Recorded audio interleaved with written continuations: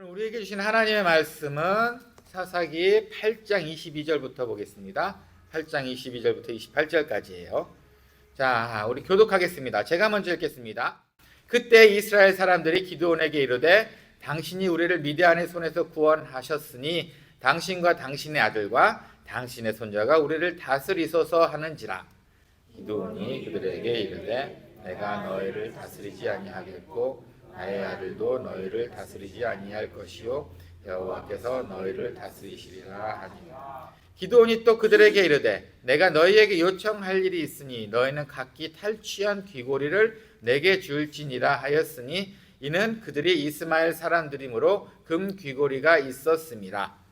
우리가 대답하되 우리가 즐거이 드리리다 하고 겉옷을 펴고 각기 탈취한 귀고리를 그 가운데. 기드온이 요청한 금 귀고리의 무게가 금 1700세겔이요 그 외에 또 초승달 장식들과 폐물과 미디안 왕들이 입었던 자색 의복과 또 그 외에 그들이 낙타 목에 둘렀던 사슬이 있었더라.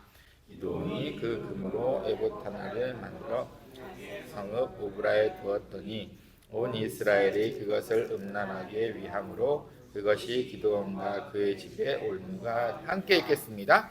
미디안이 이스라엘 자손 앞에 복종하여 다시는 그 머리를 들지 못하였으므로 기드온이 사는 40년 동안 그 땅이 평온하였더라. 아멘. 전쟁이 잘 끝났어요. 그렇죠? 300명으로 13만 5천 명을 이겼습니다. 지난 시간 끝나고 난 다음에 사실 중간 이야기를 빼고 오늘은 이제 끝부분 바로 이제 여기서 한번 보려고 해요. 큰 전쟁을 승리를 했습니다. 그러니 사람들이 너무너무 좋아하겠죠. 왕을 삼으려고 합니다. 왕을. 그러자 왕도 그냥 왕이 아니고 당신이 왕하고 당신의 아들도 왕하고 당신의 손자도 왕하고 영원토록 우리의 왕이 되어 주십시오 라고 말을 합니다. 그러자 기드온이 아니 그거는 아니야. 그건 아니야. 하나님이 다스리실 거야. 그러고 나서 이렇게 얘기를 합니다. 하지만 전쟁 중에서 얻은 전리품 중에 나에게 금을 좀 줘 라고 말을 합니다. 그 당시 우린 미디안 족속하고 싸우는데 오늘은 이스마엘 사람들이라고 이야기를 하고 있어요. 사실 살짝 다른데 그래도 같은 계열의 사람들이야. 성경에서는 두 민족을 같이 보고 있어요. 이 사람들이 무역을 아주 잘하고 전쟁도 아주 잘하는 그런 민족이에요. 그래서 그 사람들의 특징이 귀걸이, 금귀걸이를 하는 사람들이에요. 근데 무역도 하고 돈도 좀 있으니까 아마 그랬던 것 같아요. 그래서 금귀걸이를 다 하고 있었어요. 전쟁이 끝나고 나니 13만 5천 명 중에 한 13만 명 죽었으니까 그 금 귀걸이만 모아도 어마어마하게 했을 겁니다. 사람들이 왕을 안 하겠다는 이런 겸손한 사람한테 선물이라도 줘야지 하는 마음에 그 탈취품, 그 가져온 거를 전시품을 다 기드온에게 줘요. 그게 1700세겔, 지금 현재 돈으로 금 20kg예요. 20kg. 꽤 무겁죠. 그리고 뭐 조금만 걸 모아서 20kg가 됐으니 얼마나 많은 양입니까? 그런데 그 기드온은 그것을 에봇이라는 것을 만들어요. 에봇이 뭐냐면 그때 당시 제사장만 입을 수 있는 옷이었어요. 그리고 그때 당시에 제사장만 입는 아주 화려한 장식이 달린 옷이었어요. 거기에 금이 들어가긴 해요. 얇은 정말 전문가들이 금을 실처럼 가늘게 해서 술을 놔요. 그러니 온몸에 금이 조금씩은 다 들어가 있었지만 20kg는 아니었던 거예요. 그런데 20kg짜리 에봇을 만듭니다. 입으려고 만든 거는 아니고 보아하니 아무리 봐도 장식하거나 뭐 전리품 같이 이렇게 했던 것 같아요. 그때는 전쟁을 승리하게 되면은 탑 같은 거를 많이 썼는데 아마 그거를 대신하지 않았을까라는 생각이 들어요. 그런데 이 옷을 자기의 성, 오브라에는 자기 성, 자기 집에다가 두게 됩니다. 그래서 성경에 의하면 이 에봇이 음란하게 만들어졌다고 해요. 이 음란하게라는 말이 뭐냐면은 우상을 섬기게 됐다는 거예요. 사람들이 에봇을 이제 우상으로 섬기게 됩니다. 그때 당시에는 예배를 드리거나 하나님을 만나러 갈 때는 실로라는 곳을 갔어야 됐어요. 실로. 지금 우리가 있는 이곳에서 한 30km 정도 떨어져 있는 실로에 가서 예배를 드릴 수 있었어요. 사실은 그렇게 먼 거리는 아니에요. 그런데 이제는 거의 갈 필요가 없이 사람들이 여기서 예배를 드리기 시작하는 거예요. 그 에봇에다가 우상이 되었죠. 그 에봇은 성경에 말하면 그의 가문의 올무가 되었다고 그래요. 올무는 사냥꾼의 덫을 올무라고 해요. 그리고 나서는 미디안은 더 이상 이스라엘 민족을 건들지 않게 되었습니다. 괴롭히지도 않고, 그리고 기드온이 사는 40년 동안 그 땅이 평안하게 되었답니다. 오늘로 이제 기드온 이야기는 끝내려고 해요. 참 많이 들었죠, 이야기를. 기드온을 통한 하나님의 음성 듣는 시간이 되었으면 좋겠습니다. 자, 먼저 살펴봅시다. 전쟁 후의 분위기예요. 전쟁 후의 분위기. 사람들은 영웅 기드온을 왕으로 세우려고 했어요. 그의 아들과 자손 대대로. 그렇죠. 이해는 되죠. 300명으로 13만 5천 명을 이겼으니 영웅이 맞지요. 영웅이 맞지요. 근데 하나님께서는 사람이 한 일이 아님을 만들기 위해서 300명을 추려서 전쟁에 나가게 했는데 사람들은 딱 한 사람을 영웅화했어요. 300명의 영웅이 아니고 기드온을 영웅화한 거예요. 결국 한 명의 영웅이 탄생하고 말았어요. 하나님 그것마저 없애려고 했는데 신기하게 되는 분위기입니다. 자, 여기서 느낄 수 있는 거 한 가지예요. 하나는 좋은 쪽으로 볼까요? 여러분, 하나님께서 여러분을 원수의 목전 앞에서 이렇게 세워주십니다. 시편 말씀이에요. 그냥 세워주시는 게 아니에요. 원수의 목전 앞에서 사람을 세워준다 이렇게 늘 생각하셨지? 아니에요. 13만 5천 명을 이긴 300명 중에 수장인 기드온처럼 여러분의 삶을 원수의 목전에서 여러분을 세워주신다. 이렇게 이 정도는 돼야 좀 쓰는 거 아니겠습니까? 원수 앞에서, 원수를 죽이고 그 앞에서. 자, 이건 좋은 의도로 제가 해석해봤고요. 한번 나쁜 의도로 봅시다. 백성들은 결국은 기드온을 섬겼어요. 전쟁 누가 했죠? 하나님이 했습니다. 백성들의 눈에는 감사가 없었어요. 또 영웅 세우기로 달려갑니다. 이건 성경의 의도적인 표현이에요. 성경이 일부러 그렇게 표현을 했습니다. 하나님께 감사하는 마음이 없네요. 그전 혹시 모르죠. 그들만은 제사를 지냈을지 모르겠지만 어쨌든 성경을 쓴 작가들은 일부러 의도적으로 그들의 감사를 뺐습니다. 만족하지 않은 정도였다는 거예요. 기드온을 너무 우상화시켰다는 거예요. 하지만 다행인 것은 기드온은 지혜롭게 말했어요. 내 아들도 누구도 왕이 되지 않을 거야. 여기까지만 보면 멋진 해피엔딩이죠. 근데 정말 궁금한 거는 그가 왕이 되는데 거절했던 사람이 왜 금을 달라고 그랬을까? 금융치료가 필요했구나. 그 힘든 그 시간 동안에 모든 걸 이겨낼 수 있는 건 금융치료밖에 없구나. 금을 줘 라고 하지 않았을까.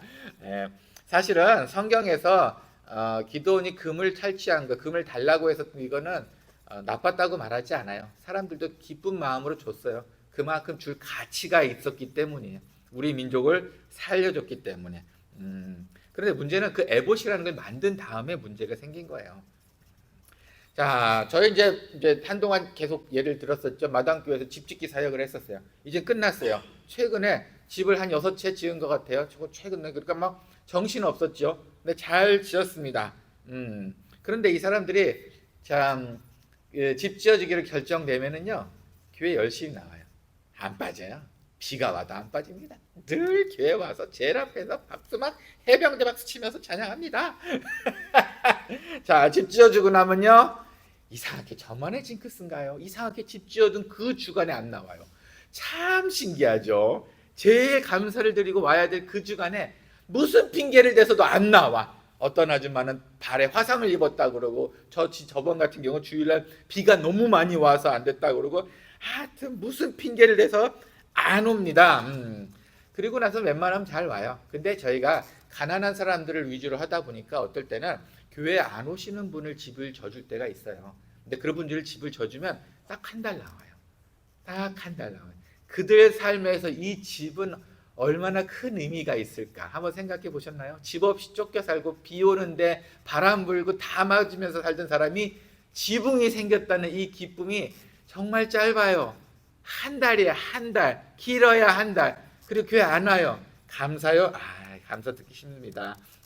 자, 그렇게 한번 생각해 봤어요. 그리고 나서 생각했던 게 좀 얄밉기도 하잖아요. 그러면 이 사람들을 위해서 법을 좀 만들까? 좀 뭔가 구속할 수 있는 거. 앞으로 한 달 정도 빠지게 되면, 네가 부득이한 사정 때문에 괜찮지만 한 달 정도 빠지게 되면 내가 지어준 나무집에서 나무 하나씩 빼갈 거야. 이 정도. 괜찮지 않습니까? 지붕 한 짝씩 띄어갈 거야. 이 정도. 그렇죠? 얄미우니까 그 생각이 살짝 들기는 했어요. 그러고 나서 오늘 본문 봤을 때 기도원도 혹시 그랬을까 싶습니다. 왜 돈을 걷었을까? 야, 이거 하나님께서 주신 거 공짜야. 이러면 감격이 적어요. 마당교회에서도 그래요. 이거 공짜야. 너 편하게 살아. 좋다고 하지만 감격이 되게 적어요. 그 대신 야, 내가 공짜로 집을 져줄 테니까 네가 2, 3천만 들어도 나한테 갖고 와. 그럼 내가 진짜 공짜야. 그럼 그 집에 애착이 간다는 거예요. 그 방법도 좋다는 거예요. 혹시 기도원이 그러지 않았을까? 네가 갖고 있는 금 한 뭉치라도 좀 갖고 와. 그러면 내가 하나님께 네가 감사한다는 걸 기억할 수 있을 거야. 아니 너도 감사하게 될 거야. 네가 아까워하는 그 금을 냈잖아. 혹시 기도원도 그렇지 않았을까?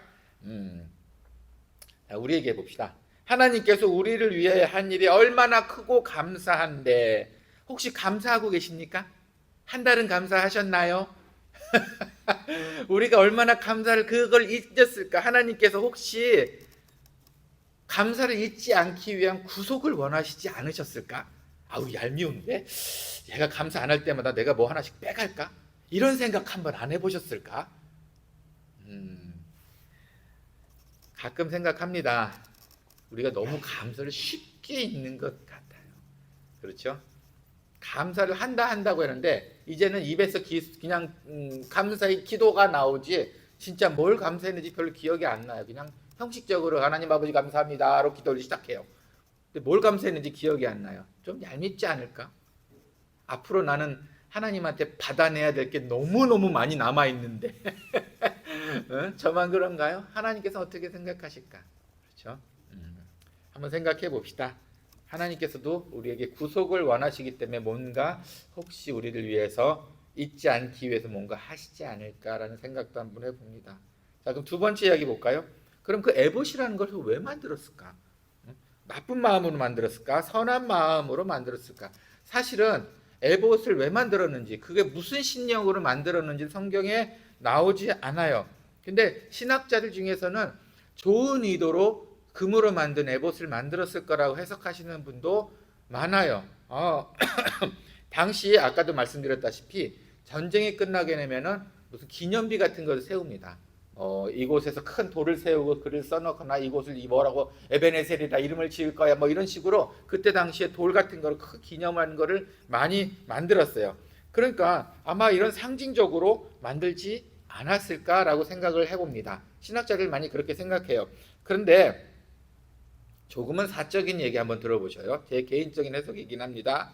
하지만 신학적으로 아니라고도 아무도 말을 안 했으니까 한번 해볼게요. 기도는 겁이 많았어요. 그죠? 처음부터 계속 두려움 빼면은 기도를 설교할 수 없을 만큼 그 두려움이 참 많았던 사람이에요. 이 기도원이 남은 생애를 하나님한테 감사하면서 혹시 부적처럼 사용하기 위해서 만들진 않았을까?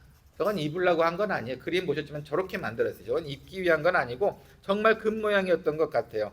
그러면 그렇게 부적처럼 만들기 위해서 살기 위해서 만든 그거는 누구한테 배웠을까? 그런 심보는 그의 아버지였습니다. 사실 기도원의 아버지 전 첫날에 둘째 날에 설교했던 것 같아요. 그의 아버지는 우상을 섬기는 자였어요. 그 지역에서 우상 섬기는 자로 생각보다 인지도가 높았던 사람이에요. 그죠? 그래서 기도원이 첫 하나님의 명령을 받은 게 아버지의 우상을 부셔 없애라라고 명령을 받았어요. 그 밑에서 자랐던 기도원이에요. 그 아버지는 아세라도 섬겼고요, 바알도 섬겼고요, 그리고 민족 특성상 하나님도 섬겼습니다. 이거 누구 하나 걸려봐라 하는 심보로 섬겼던 것 같아요. 누구 하나 뭐 하되면은 나 이 사람이다. 나는 바알 섬겼어. 네, 바알 섬겼다. 아세라, 나 아세라. 하나님, 나 하나님. 이랬던 심보로 아마 우상을 셋을 섬기지 않았을까 싶습니다. 기도원은 그러다 보니까 제사를 드리는 모습도 잘 봤고 제단이 공동체에 얼마나 중요한 건지도 알게 됐고요. 집안이 종교적으로 권위가 얼마나 있는지도 알고 있었고 익숙해 있었어요. 그래서 이런 새로운 에봇, 하나님을 핑계댄 에봇을 만들어서 집안에 두고 경배하는 게 어색하지 않았어요. 자, 이게 근거 있는 이야기인가요? 사실은 성경을 해석할 때는 역사적으로 여러 가지를 해결합니다. 그런데 성경을 해석할 때는 literally, 문학적으로 해석하는 게 상당히 많아요. 지금 읽었던 8장하고 6장하고 대조로 문학적으로 설교를 하고 문학적으로 비교를 합니다. 6장에서는 어떤 일이 있었냐면 바알 제단을 제거했어요. 똑같은 패턴으로 8장에서는 에봇을 만들었어요. 우상을 만들었죠. 6장에서는 하나님께 순종하는 기도원을 봤어요. 그런데 8장에서는 이제 하나님 순종이 아니고 내 생각을 따르는 기도원을 보게 됩니다. 6장에서는 하나님께 결국 영광을 올리던 기도원이었어요. 그런데 이제 8장에서는 사람들의 관심과 사랑받는 게 좋았어요. 결혼을 아주 많이 했어요. 그게 너무 좋았던 거예요. 완전히 비교가 되는, 문학적으로 비교가 되는 이런 식이 나와버렸어요. 자, 그래서 이렇게 이야기했어요. 우리한테 주는 교훈이 뭐냐? 여러분, 아버지의 신앙이 아들이 배워버리고 말았네요. 여러분의 신앙이 여러분의 자녀가 안 배운다는 보장이 없네요. 좀 아찔하지 않습니까? 아버지가 우상을 섬겼던 건 딴 얘기야 라고 생각할 줄 알았는데 아니에요. 하나님을 믿긴 하지만 보고 두고 배운 게 우상 섬기는 모습이었던 거예요. 혹시 우리도 그렇게 되고 있진 않을까요? 우리도 그런 잘못된 신앙 혹시 자녀에게 물려주고 있진 않은가요? 혹시 종교적인 부분, 삶도 그렇지만 종교적인 부분이 알게 모르게 우리 자녀들도 똑같은 생각을 하고 있지 않은가요? 2세기에서 3세기, 예수님 돌아가시고 나서 200년쯤, 300년쯤 후에 그때 기독교인들은 사실은 이렇게 완전한 기독교인들이 아니다 보니까 부적 같은 거 많이 갖고 다녔어요. 기독교인인데. 그리고 미신을 믿었고요. 점도 쳤어요. 점도 쳤어요. 기도원도 미신을 믿었습니다. 처음 제가 설교했던 거죠. 기도원은 천사를 만나면 지금 죽을 거야. 죽을 사람만 천사를 만날 수 있어라는 미신을 믿고 있던 사람이라 하나님의 사자를 보고 나도 나 이제 죽을 거야. 너 영웅 된다니까 난 죽을 거야 하던 기도원이에요. 그 습관이 있었나 봐요. 이만큼 기도원도 배운 게 아마 그런 우상적인 게 아니었나 싶습니다. 그런데 지금 시대는 어떤가요? 사실은 우상 섬기는 것보다 더 무서운 게 뭔지 찾았어요. 여러분, 무관심이에요. 무관심.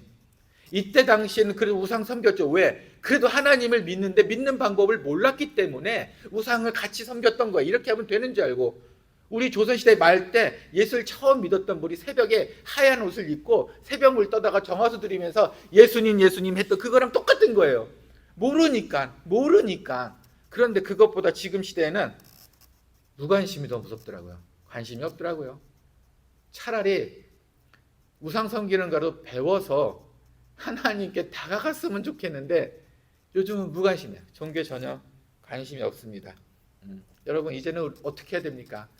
식사할 때 식사하는 기도하는 모습이라도 보여줘야 될 때가 된 것 같아요. 그렇죠. 그래야 아이들이 배우지 않을까? 그 신앙이 내려가지 않을까?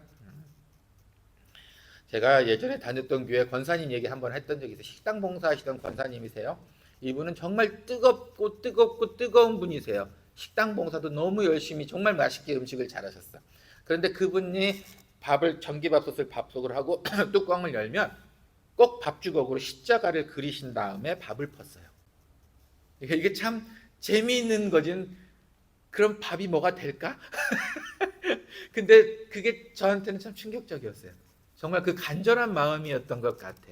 그 얘기를 제 아이들한테 했습니다. 아영이하고 가영이한테 했더니 얘네가 밥솥 열 때마다 십자가를 긋는 거예요, 요즘은. 그게 아닌 줄 아는데, 그게 아닌 줄 알아요. 그거는 분명히 하나님하고 믿는 것과 상관이 없어요. 근데 그 중심이 예쁘지 않나요? 첫 밥, 맛있는 밥을 하나님께 드리고 싶어서 십자가로 그리고 난 다음에 밥을 펐던 그 권사님의 모습이 그때 당시는 그렇게 우상스러웠는데, 근데 시간이 흐르면 흐를수록 그 중심이 너무 예쁜 거예요. 너무 예쁜. 그렇죠. 우리도 이런 신앙생활을 좀 해야 될 필요가 있을 것 같아요. 뭐 복잡한 거 생각하지 마세요. 여러분 신앙생활하고 삶하고 그냥 똑같이 사세요. 똑같이 사세요. 내 생활하고 믿는 자처럼 그냥 똑같이 사세요. 썬데이 하나님만 바라보지 마시고 하나님은 월요일도 계시고 화요일도 수요일도 주주 내내 계세요. 그러니 썬데이 했던 하나님만 믿지 마시고 내 교회 신앙생활을 평소에도 하셔도 됩니다. 이게 우리가 지킬 수 있는 방법이 아닌가 싶습니다. 그 다음 볼까요? 그럼 에봇을 기도는 이렇게 만들었는데 이 에봇이 이렇게 큰 문제가 될 거를 기도는 알고 있었을까? 몰랐습니다. 죽을 때까지도 몰랐을 거예요. 어떻게 근거가 될 수 있냐고요? 성경에 기드온이 후회한 게 하나도 없네요. 그거에 대해서 말을 달하는 것도 없고 그렇게 많은 사람을 첩으로 삼고 결혼을 했는데도 뭐 그거에 대해서 후회를 한 적도 없고 백성들한테 돌이켜라 뭐 이런 것도 없었고요. 실로로 보냈다는 것도 없습니다. 8장 27절에 기드온과 그의 집에 올무가 되었다고 했어요. 그 에봇이. 이거는 무슨 뜻이냐면 에봇을 만들자마자 사건이 터졌다가 아니고요. 에봇을 만들고 나서 시간이 흘러가면서라는 시제가 들어있어요. 흘러가면서 이게 문제가 되었다. 이렇게 지금 그렇게 해석을 합니다. 처음에 이랬을지도 몰라요. 에봇을 만들어 놨더니 이건 신령한 거잖아. 제사장이 입는 옷을 에봇을 만들었잖아. 그런데 사람들이 그걸 보고 기도를 하기 시작하는 거야. 그러니 야 이거 신앙에 대해 도움이 되네. 사람들이 이걸 만들어 놨더니 하나님을 찾네. 이거 잘한 것 같은데? 라고 생각할 수도 있었을 겁니다. 게다가 기드온이 그거에 대해서 더 복잡하지 않게 에봇에 대해 생각하지 않았던 이유 중에 하나가 전쟁이 이기고 난 다음에 나라가 안정이 됐어요. 사람들이 다 잘 살기 시작하는 거예요. 왜냐하면 이제 미디안 사람이 훔쳐가질 않으니까 우리가 만들어서 우리가 먹고 모든 게 안정이 됐습니다. 경제가 안정이 되니까 이 사람들이 조용해지기 시작하는 거예요. 이제는 미디안의 걱정 안 해도 돼. 우리한테는 기드온이 있잖아. 에봇이 있잖아. 하나님도 있고 기드온도 있잖아. 야, 그리고 백성들이 존경을 합니다. 그리고 40년 동안 죽을 때까지 평안했습니다. 기드온이 에봇에 대해서 잘못을 느낄 이유가 하나도 없었던 것 같아요. 그게 더 무섭다는 거예요, 여러분. 보이는 죄가 차라리 낫습니다. 안 보이는 죄가 더 무섭습니다. 지금 당장 결과가 나는 죄가 차라리 무섭더라고요. 아니, 안 무섭더라고요.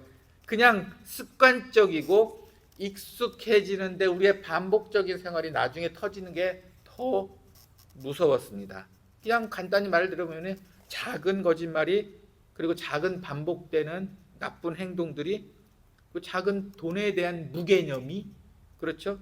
그리고 슬슬 피어나오는 교만이 그리고 알게 모르게 형식적인 신앙생활 그리고 제일 무서운 건 중독 알게 모르게 중독이 되는 것이 이런 죄들은 지금 나오지 않아요. 나중에 옵니다. 죄는요 먼저 즐거움을 줍니다. 아시죠? 먼저 즐거움을 줍니다. 그리고 빌은 나중에 보냅니다. 청구서는 나중에 보내요.